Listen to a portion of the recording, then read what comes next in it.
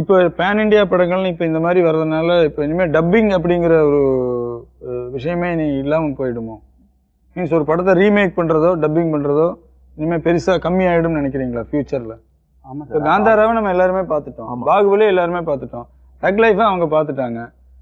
இங்கே சூப்பராக ஓடின எல்லா படமுமே சூப்பர் படம் எல்லாமே அங்கே டப் ஆகி போகுது. அங்கேயும் அட் அ டைமில் தெலுங்குலேயும் ரிலீஸ் ஆகுது, ஓடிடியில் போகும்போது உங்களுக்கு எல்லா மொழியிலையும் வந்துடுது. ஸோ டப்பிங் ரீமேக் அப்படிங்கிறது இனிமேல் ரொம்ப கம்மி ஆகிடுமோ? சார் டப்பிங் படம்ன்றதை விட இப்போ படங்களுக்கு வந்து நம்ம மொழிகள் இல்லை அப்படின்ற ஒரு வார்த்தையை வந்து இந்த காந்தாரா படம் மூலமாக கொடுத்துருக்காங்க. ஸோ அது வந்து பேசுகிறது துளு லாங்குவேஜாக இருந்தால் கூட அதில் வந்து நம்ம அந்த ஒரு உணர்வுகளை புரிஞ்சுக்கிற மாதிரி ஒரு விஷயங்கள்ல இருக்குது. ஸோ ஆரம்ப காலத்தில் டப்பிங் ஃபிலிம்ஸ் எல்லாமே வந்து இங்கே ஹிட் ஆனதும் நம்ம நிறைய படம் தமிழ் படங்கள் பார்த்துருக்கோம். அந்த மாதிரி நிறைய படங்கள் வரிசை சொல்லிகிட்டே போகலாம். ஏன்னா நம்ம அந்த படங்கள் ஷாருக் கானோடைய டான் பார்ட் 1 பார்ட் 2 எல்லாமே வந்து இங்கேயும் நம்ம பார்த்துருக்கோம். அதே சமயம் இங்கே வந்த டான் படங்கள் அதே கதை அம்சம் கொண்ட படங்களையும் நம்ம பார்த்துருக்கோம்.